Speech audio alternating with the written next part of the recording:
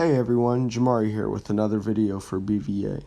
Before I get into this video, I just want to thank everyone for tuning into my videos. Don't forget to like and comment on the videos, and please don't forget to subscribe to the channel and click the bell for notifications. And again, it says it in the title, but this will have massive, colossal spoilers moving forward. But with that being said, let's break down the gut-wrenching conclusion to the Infinity Saga that is Endgame. And I won't be getting into everything from the final battle. This video will deal specifically with the aftermath of Tony Stark's snap. Of course, at the end of this amazing battle between the Marvel heroes and Thanos' army, Tony then gets his hands on the gauntlet and he snaps away everyone who arrived with Thanos, except for Gamora from the past, who ended up switching sides and joining the heroes. Peter Quill is seen looking for her, and unless he's searching for her in the multiverse, that is the past Gamora. But multiverse is more of a Spider-Man territory kind of thing, confirmed in the second Far From Home trailer. But it is in the MCU. But anyways, back to Tony's snap.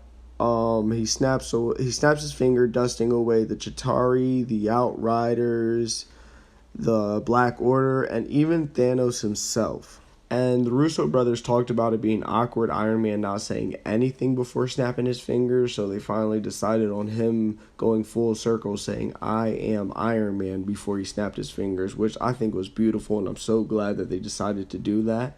But after he snaps his finger, we get this emotional scene with Spider-Man and Pepper Potts saying goodbye to him.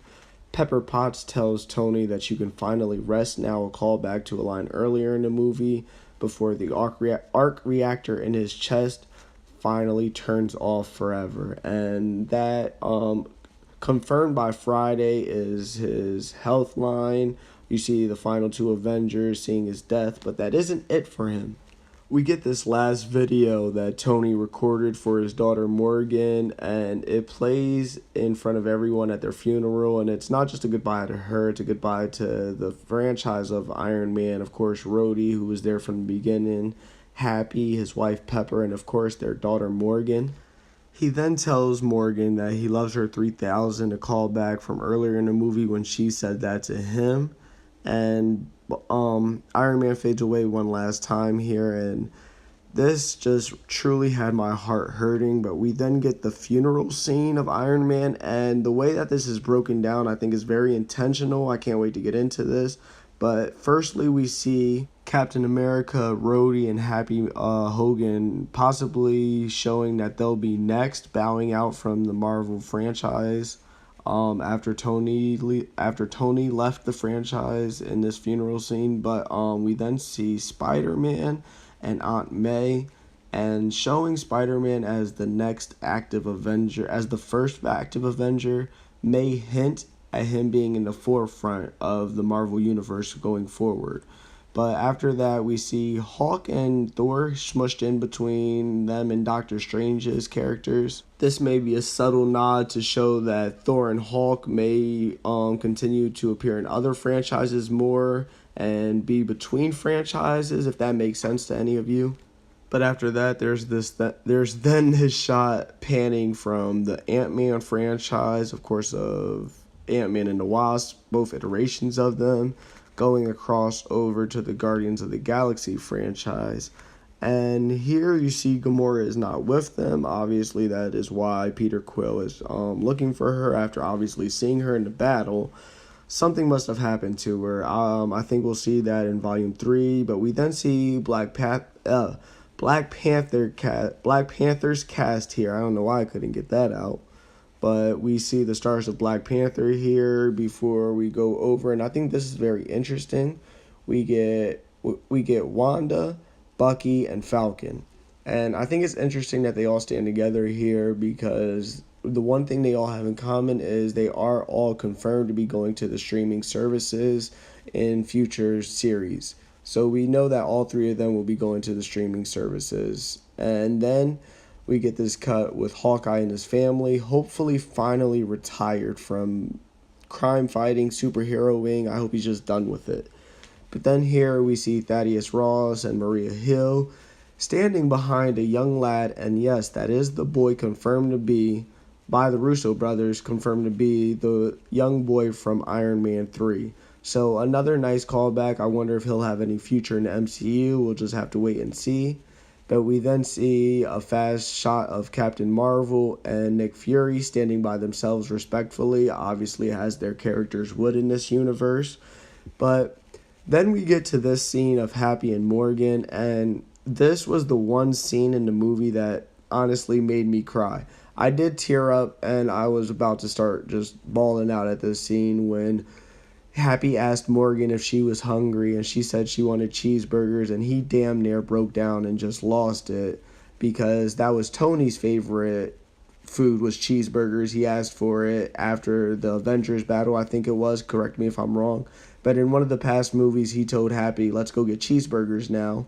So just seeing that the impact that he had will live on forever in this universe, and that even though he's gone, it won't be a permanent death because he will live on through these characters, was just done beautifully. I do want to touch on Thor briefly before moving on to Captain America's ending in this movie, because he is my favorite Avenger, and reportedly Chris Hemsworth has renewed his contract for possibly 6 films, I'm hearing. But with that in Thor 4 possibly in the works, I just wanted to touch on him. He did tell Valkyrie that he wanted her to rule Asgard, which is now on Earth, because he feels like she would be the rightful ruler. So now Valkyrie is the ruler on Asgard. We also then get Thor leaving with Rocket and the Guardians. This is where we see Star-Lord looking or searching for a missing Gamora, possibly in the multiverse, but again, we'd have to wait and see. It is confirmed in the MCU, but we don't know how many franchises will dive into that. But then we get a quick quip of Chris Hemsworth and Chris Pratt getting into it again, having a who's the boss battle, and I think it's just so funny, and I really cannot wait for Guardians of the Galaxy Volume 3. But we got our conclusion to Iron Man, we got our conclusion to Thor. Captain America went on his mission to take the Infinity Stones back into the past and Mjolnir, but when they tried to bring him back, he didn't appear. And then Bucky and Falcon and a peeping Hulk in the background. Yeah, we see you, Mark Ruffalo, recognize an old man sitting on a bench. That old man then turns out to be Old Man Captain America, who went on to live his life with Peggy Carter in the past and never returned. He said himself, and I quote, I went to go get some of that life that Tony's been telling me to get, and he said it was beautiful. And I won't get into what I think happened, because the Russo brothers said that there may possibly be something in the works for them to show what happened. But the main point of this was to show the passing of the torch from Captain America, going from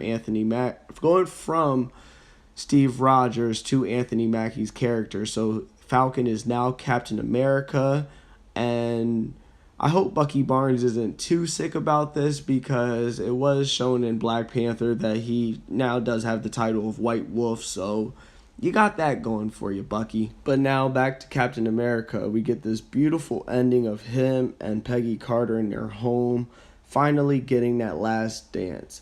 And I really hope that they do dive into this into the future, because I really want to see what this alternate universe or this alternate timeline where Captain America went on to live with Peggy Carter would be like. And I just think that they have a lot more story to tell with that character if they do decide to, and if he does want to return and if Chris Evans does want to return and do more Marvel movies, because I do think that he wants to move on and do more with his career individually. But that's it for this video. If you loved it, please like and comment. Don't forget to subscribe to the channel. Share this video with everyone, and I'll see you next time on my next video.